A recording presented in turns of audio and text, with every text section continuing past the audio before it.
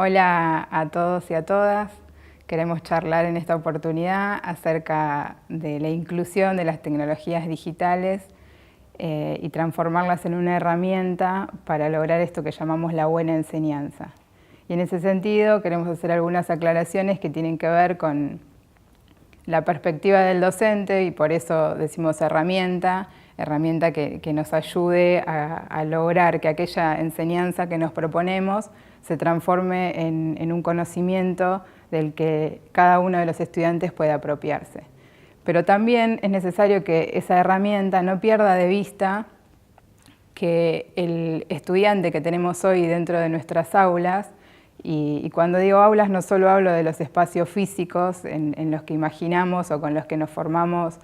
desde las pedagogías más tradicionales o de la didáctica más tradicional, sino también de aquellos espacios que no compartimos físicamente y que pueden estar mediados por alguna plataforma o algún dispositivo que no sea concretamente el espacio compartido delimitado por paredes o un ambiente concreto.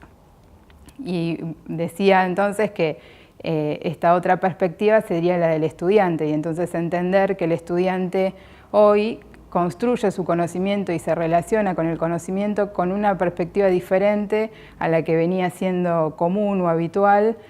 a lo largo de los siglos. Y entonces entender que esta relación con el conocimiento tiene relación estrecha con las nuevas tecnologías será importante para que nosotros actuemos en consecuencia.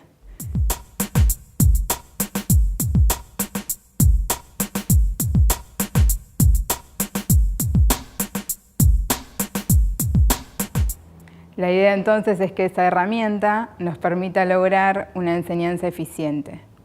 Por otra parte, cuando hablamos de esta herramienta para favorecer el aprendizaje, la idea es que no reemplaza bajo ningún punto de vista los contenidos, pues esos contenidos ya estarían pensados por nosotros de antemano, y en todo caso estas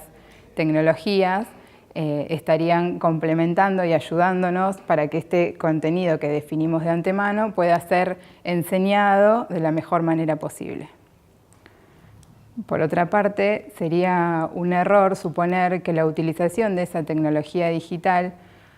garantizaría la eficacia y la eficiencia en el sistema educativo en general. Es necesario que los docentes nos animemos a la utilización de herramientas digitales en el uso cotidiano de nuestras clases, y en ese sentido, digamos, no solo decir y contar lo positivo que sería la utilización de las nuevas tecnologías en el aula, sino demostrar que esto es posible. No solo para la utilización como herramienta, sino también para mostrarle a nuestros estudiantes que también aprendemos de la utilización de las tecnologías y que nos son una herramienta también en nuestros propios aprendizajes. En el texto Pisitelli nos cuenta acerca de una experiencia que realizaron en la Universidad de Buenos Aires en el año 2009, cuando la red social Facebook recién comenzaba a hacerse popular y masiva entre sus usuarios. Entonces plantean una actividad concreta donde los estudiantes de esa cátedra tienen que participar activamente con diferentes herramientas, a partir de compartir videos, experiencias, relatos, grabar ellos mismos en los videos y ser protagonistas como actores de esos videos. Y entonces el funcionamiento de las clases comenzó a tener características particulares, disímiles totalmente de lo que esa cátedra venía acompañando durante sus clases hasta ese momento, que tenían que ver con la pedagogía y la didáctica más tradicional y aquellas clases donde la exposición es casi la única metodología que los docentes utilizan para contar y exponer los contenidos que corresponden a esa clase. A partir de entonces, con la plataforma Facebook como principal, digo plataforma, pero en realidad es una red social. Esta red social empieza a tomar protagonismo y empieza a ser, los estudiantes empiezan a participar activamente en todo lo que tiene que ver con el armado de las clases y la participación concreta.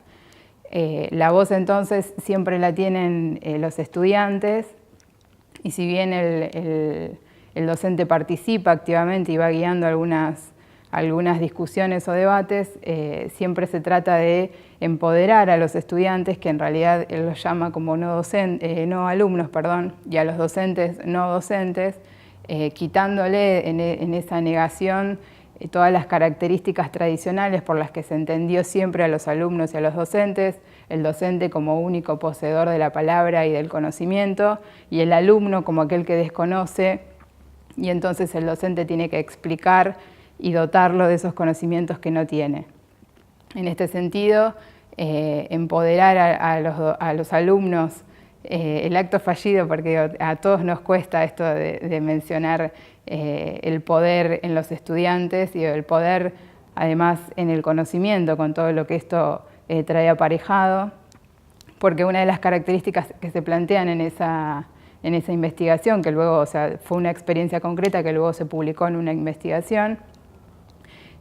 una de las cosas que intenta mostrar es cómo se va virando en estas diferentes posturas y cómo los docentes también son partícipes en esto de que el alumno sea el que posee la voz, en este caso los no alumnos. Por otra parte, también aparecen las características con las que esta cátedra contaba. Entonces dicen que históricamente las universidades nacionales siempre han tenido limitaciones en torno a lo que tiene que ver con el financiamiento traducido en las designaciones docentes, y entonces cómo las cátedras se conforman por muchos de docentes que trabajan sin cobrar sus salarios, y cómo esta falta de financiamiento también a veces dificulta que uno pueda trabajar con determinada tecnología dentro del aula. Sin embargo, en esta experiencia lo que se hace es partir de estas limitaciones y tratar de transformar esas limitaciones en algo productivo en términos de construcción del conocimiento por parte de los estudiantes. Otra de las características que aparecen bien marcadas en el texto que cuenta la experiencia del proyecto Facebook tiene que ver con pensar en una reingeniería del aula tal como la venimos pensando. Y esta es una de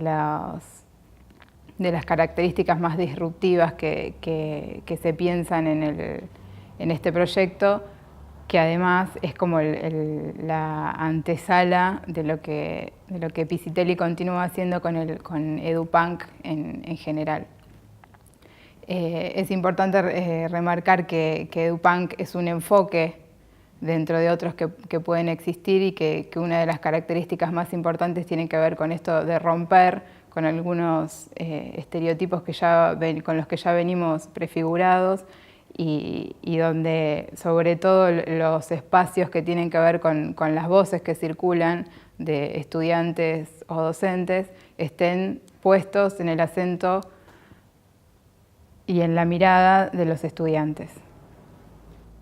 Otra particularidad que aparece explayada en la explicación sobre el proyecto Facebook tiene que ver con la disposición también desde lo corporal en los docentes y en los estudiantes, donde se busca que más bien se hable de actitud. ¿Y cuál es la actitud entonces que los docentes y los estudiantes van a tener en torno a estas nuevas propuestas que tienen que ver con la red social Facebook como principal protagonista, pero que además, o sea, no termina siendo el fin en sí mismo, sino que es la excusa que motiva todos estos cambios que se plantean como nueva experiencia de clase concebida en términos tradicionales. Por otra parte, el valor que cobran las imágenes en términos de la nueva o de la casi nueva web 2.0 tiene que ver no solo con la interpretación de las imágenes y la lectura de estas imágenes, sino que aparezca esto de el saber y el conocimiento a partir de hacer concretamente algunas de estas actividades. Entonces ya no que el acento esté puesto en la lectura de las imágenes, sino, y por qué no, en la confección de las imágenes.